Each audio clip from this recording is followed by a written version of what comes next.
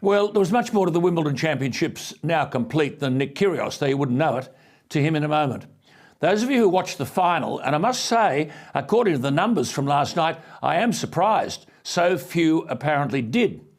But for a moment in the third set, play was halted by a kerfuffle in the stands when the young Brisbane political activist Drew Pavlou was removed from the centre court by security officials for holding up a sign, quote, "Where is Peng Shuai?"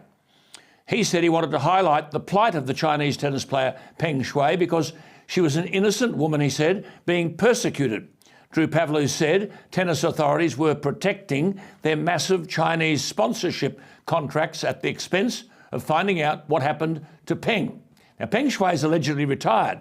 In 2014, though, she was ranked the #1 doubles player in the world and number 14 in singles.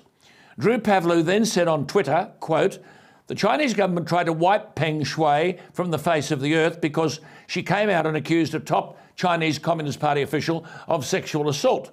And the saddest thing is, they've almost been successful in making everyone forget about her. I don't want people to forget," unquote.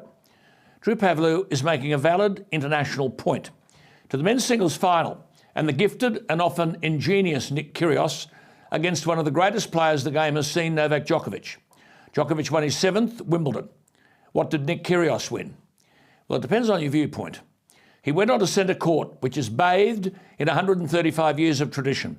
He was a visitor in a foreign land, with the honour of playing inside one of those beautiful theatres of sport. No one expects him to be Mother Teresa, but it was important that he behaved with dignity and respect. He didn't. The profanities and the vulgarities grew worse as the game went on.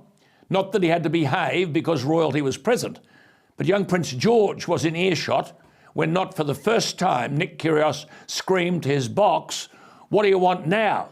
What do I get to effing 40-15 and you just sit there? Why do you do that?" I might add that all this screaming has a solution. The referee should have come in and said, "If you're going to carry on like that, we'll have to disqualify you," but not a whimper from the referee. The Duchess of Cambridge and Prince George were metres away as the mother sought to distract the 8-year-old.